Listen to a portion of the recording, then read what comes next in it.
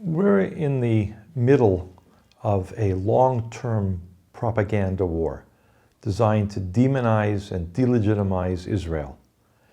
It is in many ways led by organizations that have titles that talk about human rights, that talk about peace, non-governmental or civil society organizations. They initiate boycotts, attacks against Israel, saying don't buy Israeli goods, pulling them off the supermarket shelves. They try to bring Israelis to places like the International Criminal Court. They condemn Israel in the United Nations and the Human Rights Council. This whole process, this whole propaganda war was really initiated in September 2001 at a conference that was organized by the United Nations, the Human Rights Commission, that took place in Durban, South Africa. There was an NGO forum, non-governmental organization forum, in which they brought in 5,000 people from 1,500 organizations together for a couple of days in a large stadium in Durban, in which mostly they listened to speeches from people like Hanan Ashrari, Palestinian propagandists, and Yasser Arafat. What was part of this whole process, they organized marches with placards and t-shirts saying, Israel's an apartheid state, boycott Israel. This was in September 2001. And it was the beginning, this Durban conference, this Durban NGO forum was really the beginning. It was the launching of this entire movement of boycotting Israel, of calling Israel an apartheid state, of accusing Israel of war crimes, what we call lawfare. All of this was very much led by these non-governmental organizations. They all gathered together in Durban under United Nations banner, United Nations flag. It was funded in significant part by the European Union, which means that some taxpayer money also from Finland went into this and other countries.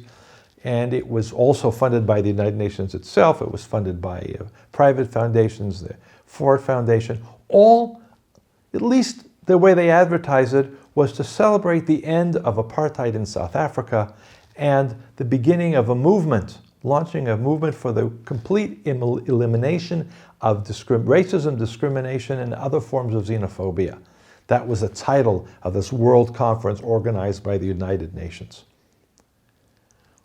The script for this was written months before in what's called a preparatory conference the United Nations held in Tehran.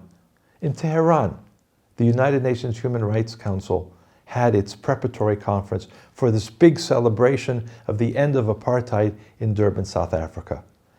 And at the Tehran preparatory conference, you have the delegations, of course, including the Iranians, you have the Palestinian leadership, and you have these same NGOs preparing the script for what took place in Durban. What was the content of the script? It was a declaration. There was no debate that took place. There was no discussion. This wasn't really a conference.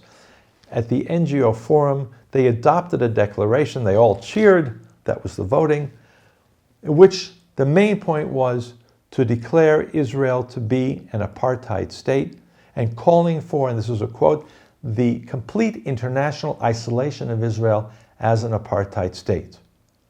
They called for boycotts. They took the entire package that was used against South African apartheid and they placed it on the Israeli-Palestinian conflict. Israel is the new apartheid state. Israel is guilty of war crimes. Let's use the techniques that we used, the propaganda techniques that we used against apartheid in South Africa, against Israel.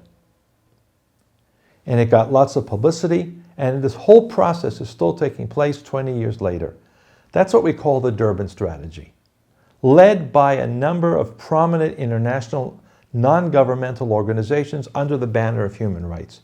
Amnesty International, Human Rights Watch, the Paris-based International Federation for Human Rights.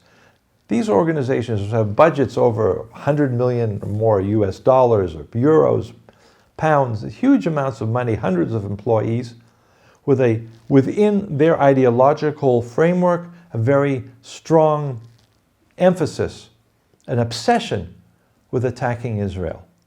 And there are all sorts of reasons for this that have to do with what we call post-colonial ideology, but also a lot of anti-Semitism. These are the people who have been brought in, have been attracted to these NGOs. There's no checks and balances, there's no democracy, no votes. They get the money, they use that money in order to promote these radical agendas. They're anti-Western, anti-democratic, but they're also very much anti-Israel and anti-Semitic. And that's what they led at the Durban conference. They're the ones who built the Durban Strategy. Working closely with them are hundreds of European NGOs, dozens of Palestinian NGOs, some of which are directly connected to terrorist organizations. In fact, they were founded, the Popular Front for the Liberation of Palestine. A terrorist organization has conducted many murders of Israelis. 30 years ago, they did airplane hijackings, or 40 years ago. Now, their members kill Israelis on the roads and go into houses and shoot families. They have an NGO network. They're very much part of this process of going to the United Nations Human Rights Council in Geneva, or appearing in the media and declaring Israel to be an apartheid state, or saying that Israel discriminates against Palestinians because they're not giving them corona vaccinations, even though the Palestinians ordered theirs from the Russians and didn't want to have anything to do with the Israeli medical system. And by law, in fact, Palestinians are required to be responsible for their whole health care system. But condemning Israel, using these kinds of claims for propaganda, are the core elements of what we call the Durban Strategy. Let's turn Israel into the worst example of human rights violations, of violations of international law, of apartheid, of war crimes, by repeating the lies over and over and over again. That's the Durban Strategy. What we see it in many cases in the case of these boycott attempts. Sometimes you see groups going into stores. There was a group in Germany, of all places, with uniforms that said, we are implementing the boycott of Israel, pulling Israeli goods and smashing them on the floor off of shelves so that consumers couldn't buy them. That's all part of the demonization of Israel, of the delegitimization of Israel. And it's all being led by these non-governmental organizations. Organizations that claim to promote human rights, that claim to promote child rights, that claim to promote peace and democracy. Sometimes they're called civil society organizations. It's the halo effect, sometimes we call it. They're considered to be saints. They have halos on their heads because they say they do human rights. But when you look at what they actually do, they also do anti-Semitism. They also promote hate. You have to look at not just what they say, but what they do. And when they implement, they promote this Durban strategy of boycotts and lawfare and trying to get the International Criminal Court to open up cases against Israel, to investigate Israel. They don't investigate the terrorists. They don't investigate Hamas, who wants to destroy Israel. They don't investigate Al-Qaeda. They don't investigate the government of Syria or China and its policies. It's an obsession with Israel. And it's driven by money. These organizations have huge amounts of money.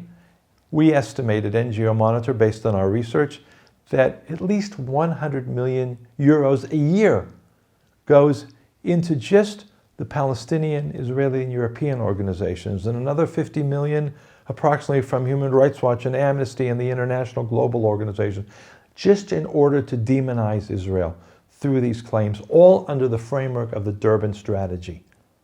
These organizations need to be examined carefully, not just what they say they are, but what they actually do. The activities, the leadership that they show in the boycott movement, particularly, which is so visible. And sometimes you see we see sometimes throughout Europe, we see a member of a city council, a mayor, a local politician, a member of parliament come up and say, well, we have these reports from Amnesty International. We have these reports from the United Nations, which are just the same Amnesty, Human Rights Watch, NGO claims with the United Nations stamp and a cover on it, that Israel is discriminating or treating Palestinians badly. Let's help the Palestinians by not buying Israeli goods, by boycotting Israeli goods. This is all demonization. Completely ignores the history, the details of the conflict, the attacks against Israelis, the terrorism.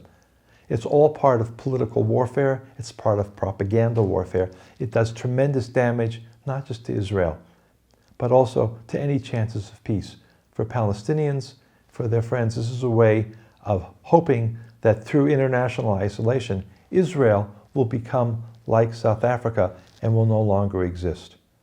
That's what the Durban Strategy is about. That's what happened at Durban in September 2001, and that's what we're still living with today.